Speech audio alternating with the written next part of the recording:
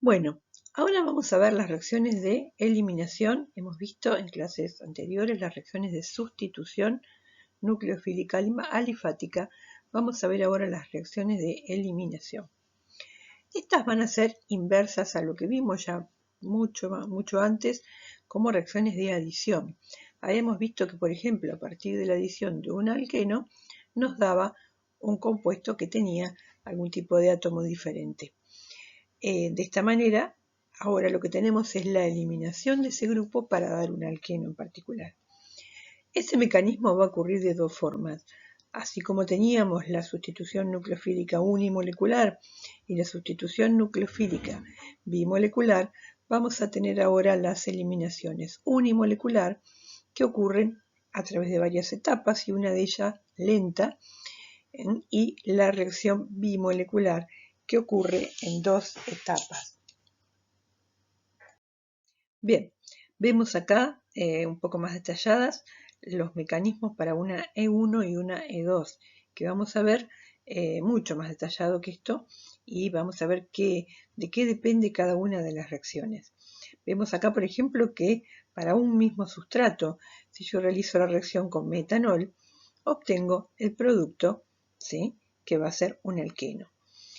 Si yo realizo la reacción con metóxido de sodio puede ser, ¿sí?, ese metóxido de sodio también me va a dar la misma eliminación. Pero el mecanismo en sí para esta reacción va a ser muy diferente y va a tener diferencias a nivel no del producto formado, sí de velocidad de reacción, y por supuesto que no es lo mismo hacerla empleando algo como metanol a algo como metóxido de sodio en metanol. El metanol va a ser una base débil y por lo tanto las eliminaciones unimoleculares van a ser favorecidas cuando ese nucleófilo que yo agrego a este haluro de alquilo es una base débil. Cuando yo agrego como nucleófilo una base fuerte, tal como el metóxido de sodio, este metanol que vemos acá abajo va a ser el solvente en el que yo realizo la reacción, porque el metóxido de sodio se sintetiza a partir de sodio y metanol. Entonces este metanol aparece como solvente para la formación del metóxido de sodio. Con esta reacción el mecanismo vamos a ver que es diferente, pero el alqueno es el mismo. Ahora, cuando tengamos un haluro primario o un haluro terciario, ya ahí vamos a tener que emplear un mecanismo dado, o una E1 o una E2, dependiendo de qué haluro yo esté empleando. Bien, veamos cómo va a ser el mecanismo para una E1 o eliminación unimolecular. Va a ocurrir en un mínimo de 2 pasos, puede ocurrir algún paso más, pero en general ocurre en 2 pasos. Uno lento, que va a ser el determinante de la velocidad de la reacción, y uno rápido. Al igual que en una SN1, el primer paso sería la formación de nuestro carbocatión. Ese carbocatión va a ocurrir a través de, partiendo de nuestro haluro de alquilo, la disociación del enlace carbono-halógeno, donde el halógeno se lleva el par de electrones y nuestro carbono queda como un carbocatión, ¿sí?, un carbono unido a 3 enlaces con una carga positiva. Ese carbocatión va a ser atacado posteriormente por una base y esa base toma el hidrógeno del carbono adyacente para darnos el alqueno, ¿sí?, y lo que sería nuestra base protonada. Vemos en una animación cómo sería nuestra reacción. El cloro, por ejemplo, en este caso, se disocia para dar lugar al carbocatión. Y nos va a quedar este hidrógeno adyacente que va a ser el que va a ser atacado por una base. Esa base, en este caso, es metanol, una base débil y también es un nucleófilo. Esa base va a tomar al protón y va a dar lugar, luego de la eliminación del hidrógeno, a nuestro alqueno, o lo que llamamos también una olefina. Bien, Ahora, esta reacción de eliminación E1 puede tener una competencia con una reacción de sustitución nucleofílica unimolecular o SN1. El primer paso para las dos reacciones perdón, es el mismo, es la formación del intermediario carbocatiónico. El segundo paso es el que me va a dar lugar a un alqueno si hablamos de una eliminación o de un producto de sustitución para una SN1. ¿Cuándo pasa uno y cuándo puede pasar el otro? La temperatura va a ser de alguna manera la que oriente la reacción hacia una eliminación o hacia una sustitución. A bajas temperaturas, temperatura ambiente, no más allá de 30-40 grados, el nucleófilo o base va a actuar como nucleófilo. O sea, cuando digo nucleófilo base, porque estamos hablando de que el nucleófilo es una base fuerte y una base débil. Ese nucleófilo va a dar lugar a la sustitución. Si lo hacemos a una temperatura mayor, generalmente temperatura de ebullición del solvente que estoy empleando, ¿sí? En el caso del metanol, la reacción que vimos tenía como nucleófilo o base el metanol. Si lo hacemos a la temperatura de ebullición del metanol, el metanol tiene mayor tendencia a actuar como base, tomar el hidrógeno del carbono adyacente y generar el alqueno por una eliminación. Repetimos el mecanismo a partir de otra sustancia que sería, por ejemplo, la reacción entre el bromuro de terbutilo, como puede denominarse este compuesto, o por IUPAC 2-metilpropilo, bromuro de 2-metilpropilo, ¿sí? Genera nuestro carbocatión, el carbocatión 2-metilpropil o terbutil. Bien, va a reaccionar con etanol, ¿sí?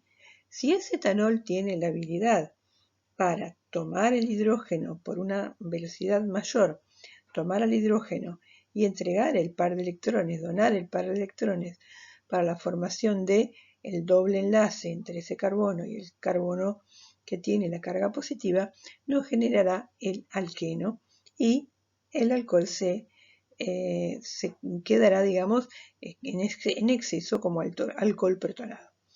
O bien, si ese etanol actúa como nucleófilo, ¿sí? Formándose la unión carbono-oxígeno, más moléculas de etanol toman al hidrógeno de ese oxígeno protonado para dar a nuestro producto y etanol protonado. Como podemos ver, en el segundo paso del mecanismo de una eliminación, el átomo de carbono adyacente con hibridación sp3 debe rehibridarse a un sp2, ¿sí? Cuando la base ataca al protón y esos electrones formar el doble enlace o nuevo enlace pi, ¿sí? Las bases débiles son las que se usan en las reacciones de eliminación E1, dado que no se encuentran implicadas generalmente en el paso limitante de la velocidad de la reacción. Vemos en una imagen lo que acabamos de decir. Vamos a tener acá el orbital P vacío, el carbocatión con hibridación sp2, el carbono adyacente con hibridación sp3. Al llevarse nuestra base el hidrógeno, el par de electrones se va a solapar con el orbital P vacío para dar un nuevo orbital pi con la correspondiente rehibridación de nuestro carbono sp3 a un carbono sp2. Respecto al diagrama de energía de reacción para las reacciones de E1, vamos a ver en la siguiente figura que es similar al de las reacciones SN1. ¿sí? El mecanismo va a implicar dos pasos y un intermedio. Como vemos en la figura del gráfico de energía versus coordenada de reacción, tenemos nuestro reactivo. Nuestro reactivo tiene el primer estado de transición para generar el carbocatión. Hasta acá es todo igual a cuando teníamos una reacción de sustitución. Pero en el segundo paso vamos a tener la eliminación del hidrógeno para dar nuestro producto que es el alqueno y el grupo saliente que es en este caso un halogenuro. Bien, al igual que en una sustitución nucleofílica unimolecular, en una eliminación unimolecular, vamos a poder tener la posibilidad también de tener un reordenamiento o también llamado transposición. Dado que se nos forma en el primer paso un carbocatión, si este carbocatión formado tiene la posibilidad de transponerse, de reordenarse a un carbocatión más sustituido, lo va a hacer. ¿De qué manera? En este caso, por el desplazamiento de un hidruro. El hidrógeno con sus dos electrones va a generar la unión hidrógeno-carbono para dar por resultado un carbocatión que en este caso es terciario, mientras que nuestro catión de partida es secundario. Entonces, de esa manera, luego de este proceso, en el segundo paso, se eliminará el hidrógeno, ¿sí? Que recordemos el hidrógeno va a ser aquel que genere el alqueno más sustituido.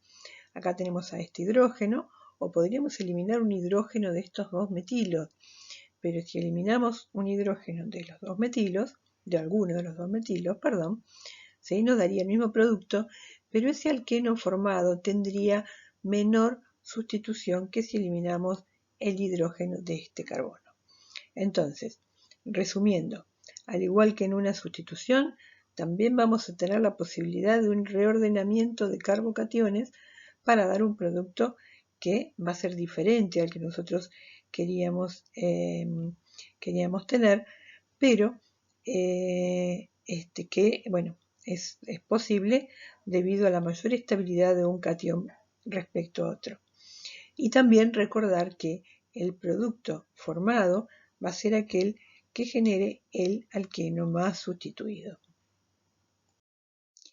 Bien, las reacciones de eliminación bimolecular también tienen una semejanza respecto a las sustituciones bimoleculares.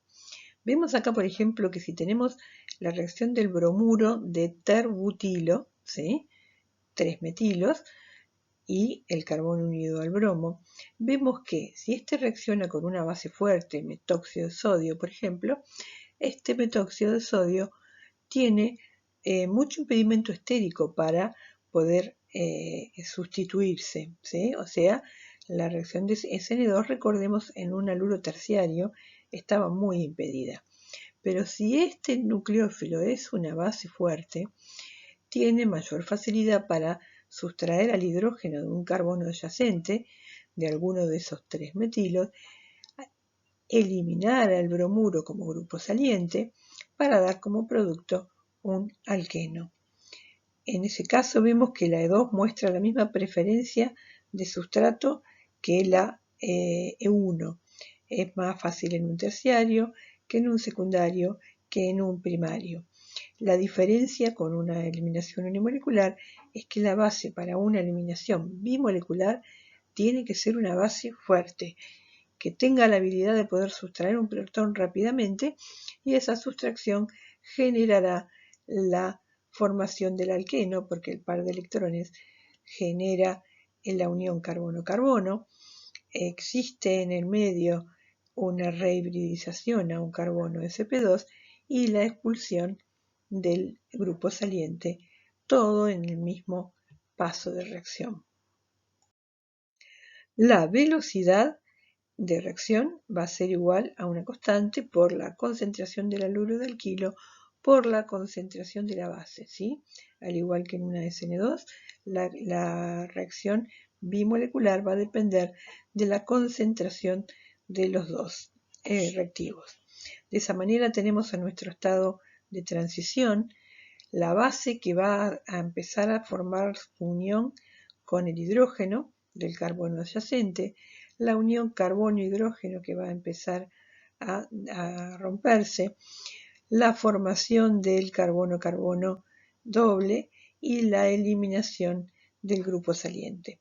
Esto va a tener una alta energía y el producto va a formarse con una disminución de la energía total para darnos el grupo saliente, la base protonada y nuestro alqueno.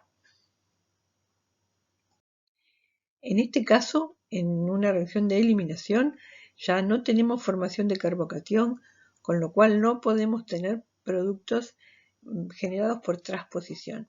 Sí vamos a tener la posibilidad de existir la obtención de dos alquenos en la reacción. El alqueno preferencial para la obtención va a ser aquel más sustituido. Por ejemplo, tenemos en este compuesto K el 2-bromo-pentano, ¿sí? Tenemos la posibilidad de que el metóxido tome el hidrógeno del metilo o tome el hidrógeno de la cadena de la derecha, que es un propilo. Los dos son un CH2, ¿sí? Pero, ¿qué es lo que va a pasar? Vamos a ver qué es lo que se me va a formar. Si sustrae el hidrógeno del carbono del metilo, me va a dar el 1-penteno. Si sustrae el hidrógeno del carbono de la derecha, me va a dar el 2-penteno. Ese 2-penteno tiene dos sustituyentes, es un alqueno disustituido, mientras que el 1-penteno es un alqueno monosustituido. Este va a ser nuestro producto mayoritario. Y también vamos a tener la opción de que acá, debido a que esa base puede entrar por la cara superior o por la cara anterior, nos va a dar una mezcla de alqueno cis y trans. Vemos otro ejemplo, el 1-bromo-1-metil-ciclohexano. De nuevo, viene en este caso etóxido. El etóxido puede tomar el hidrógeno del metilo, ¿sí? O puede tomar el hidrógeno del carbono dentro del anillo del ciclohexano. De esa manera, o sea, este carbono o este carbono, los dos serían iguales, ¿sí? Un carbono adyacente. De esta manera vamos a obtener el metilén ciclohexano, o sea, el doble enlace se generó entre este carbono y el 1-metil ciclohexano, ¿sí? Ciclohexeno, perdón, acá el nombre está mal, no lo había visto cuando hice la filmina. 1-metil ciclohexeno, mientras que acá esto sigue siendo un ciclohexano con un metileno, ¿sí? De esta manera este sería nuestro producto mayoritario y este se formaría en una cantidad mucho menor. ¿Cómo es el estado de transición para una reacción E2? Vemos acá que la base va a tomar el hidrógeno por la cara anterior de donde se encuentra nuestro grupo saliente, ¿sí? O sea, esa eliminación va a ser lo que llamamos una eliminación anticoplanar. Uno podría pensar que el hidrógeno podría ser tomado del mismo lado, de la misma cara que el halógeno, pero acá vamos a tener un problema estérico, ¿sí? Esa base va a tener tendencia entonces a tomar el hidrógeno que está en la posición anti, ¿sí? Respecto a nuestro halógeno a ser eliminado. Si fuera del mismo lado le llamaríamos orientación sincoplanar, pero no es lo que se da en esta reacción. ¿Cómo podemos explicarlo? A través de imaginar cómo sería nuestro estado de transición si lo dibujamos en forma de conformación. Nuestro alqueno, ¿sí? A formarse, va a ocurrir por la eliminación del hidrógeno, que si lo ponemos en forma de conforme, sería el hidrógeno que está arriba, los dos R a izquierda y derecha, y nuestro halógeno está en posición anti, ¿sí? Entonces, de esa manera vamos a tener una conformación alternada. La energía de una conformación alternada generalmente es baja, cuando tiene el menor impedimento entre todos los sustituyentes es baja. En cambio, si la eliminación fuera sin coplanar, ¿sí? Los conformeros podríamos dibujarlos de esta manera. Hidrógeno, R, R y atrás halógeno en una conformación que ahora llamamos eclipsada. Si tienen recuerdo de cuando veíamos alcanos, ¿sí? Entonces, ¿qué teníamos con una conformación eclipsada? Tenía una energía más alta, ¿sí? Entonces, de esa manera, nuestro alqueno se va a formar de una manera más, más probable, digamos, si la base y el halógeno tienen una eliminación que llamamos anticoplanar o también llamada antiperiplanar. De nuevo vemos en una animación nuestra base que viene, quita el hidrógeno y al mismo tiempo el átomo de halógeno se desprende con la rehibridización adecuada de sp3 a sp2 para dar nuestro alqueno. De esta manera hagamos una especie de resumen con conclusiones generales. Vemos en este cuadro nuestro sustrato, un metilo, un primario, por ejemplo un etilo, un propilo, un primario ramificado, sea por ejemplo un bromuro de 2-metil butilo, por ejemplo, o 2-metil propilo, un secundario y un terciario. Y cómo van a reaccionar y qué mecanismo van a tener de acuerdo a que ese nucleófilo sea una base débil y un buen nucleófilo, y un nucleófilo débil o mal nucleófilo, un buen nucleófilo, lo que llamamos nucleófilo fuerte, pero a su vez es una base débil, un nucleófilo fuerte, una base fuerte, y que a su vez sea impedido ese nucleófilo fuerte que es una base fuerte. Por ejemplo, un nucleófilo débil, una base débil, etanol, metanol, agua. ¿Sí? ¿Qué va a pasar si reacciona con bromuro de metilo, por ejemplo? Casi no va a tener reacción. Si reacciona con bromuro de etilo, propilo, también va a tener una reacción baja. Si tiene una ramificación ese primario, también no va a tener reacción. Va así a reaccionar con un primario, con un secundario a través de una SN1 lenta, y si aumentamos la temperatura, una E1. Y con un terciario tendremos una SN1 ya más rápida o una E1 si la temperatura se eleva. Un nucleófilo fuerte que a su vez es una base débil, por ejemplo, un halogenuro, un bromuro respecto a un cloruro. Un bromuro es un buen nucleófilo, pero como base es débil.